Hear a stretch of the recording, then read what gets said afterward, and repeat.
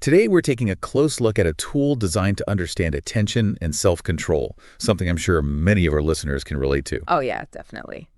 So we'll be going deep on the Integrated Visual and Auditory Continuous Performance Test. You know it as the IVA-2. The IVA-2. You, the learner, sent in some questions about this. We thought it was a great opportunity for another deep dive. It is, and going straight to the source for this one, using the IVA-2 manual itself, we really want to unpack what it is, how it works, and what it can tell us about attention and self-control. Yeah.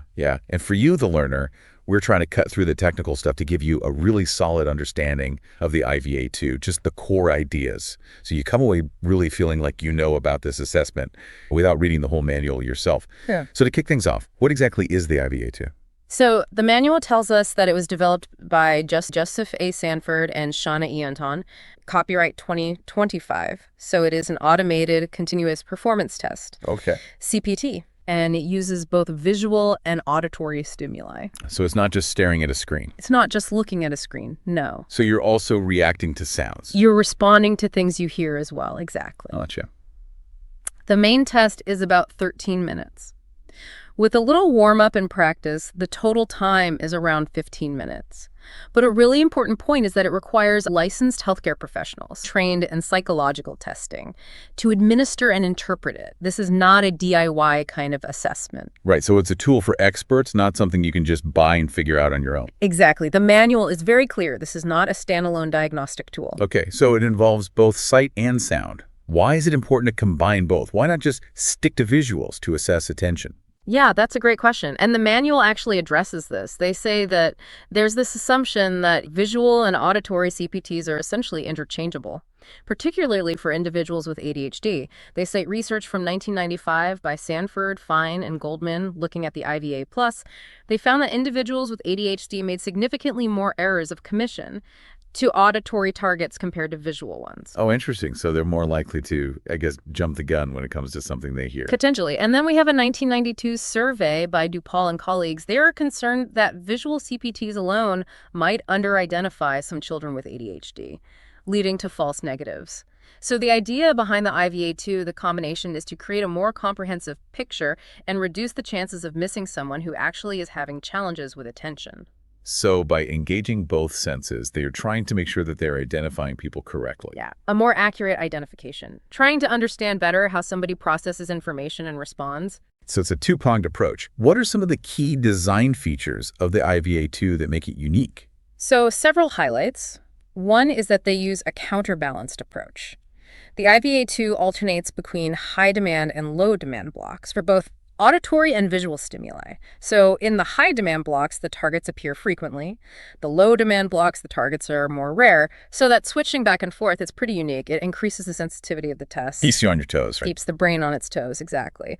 Another distinctive feature is the objective measurement of fine motor hyperactivity. It tracks very specific, very subtle mouse clicking behaviors. Things like clicking during instructions, anticipatory clicks before the stimulus appears, random clicking, multiple clicks when only one is required, and even holding down the mouse button.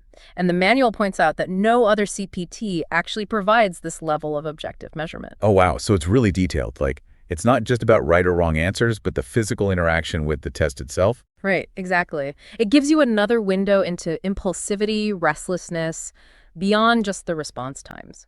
The manual also mentions its relatively short length, especially for a test that includes both auditory and visual processing. And another important element is the practice period. Can you talk about that? Why is that practice period so crucial? The practice period is really important for a couple of reasons. It's designed to make sure that the person understands the task and the rules of the test before they actually begin, so that the examiner can make sure that any difficulties are not just due to a misunderstanding.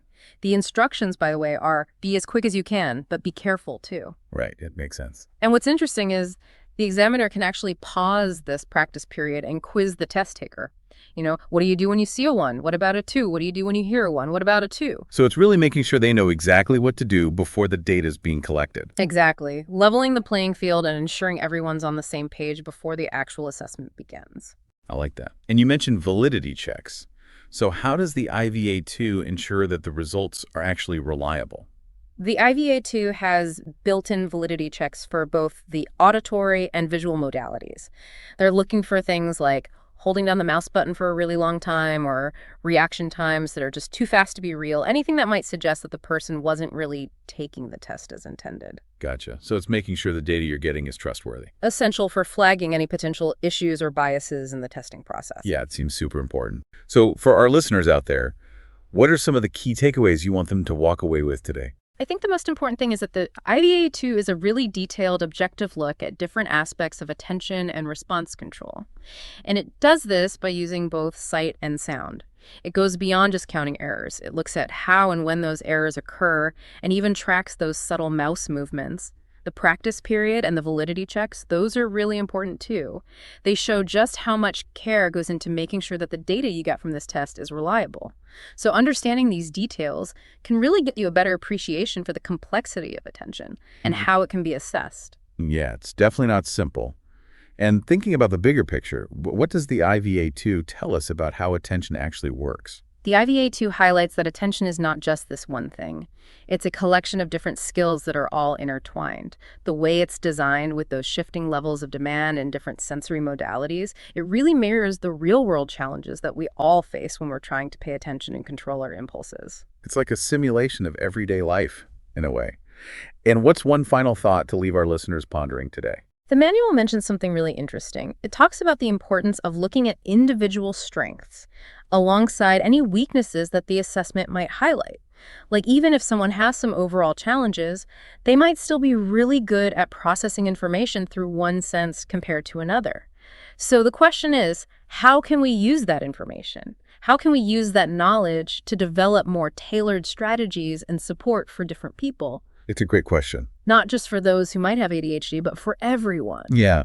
Optimizing learning and performance in general. That's food for thought. If our listeners wanted to learn even more, where would you suggest they go from here? Well, the IVA2 manual itself has references to lots of research studies on the test's validity and reliability. That's a great starting point. Really interesting. I like that. Yeah, and you can always check out the websites of the test publishers.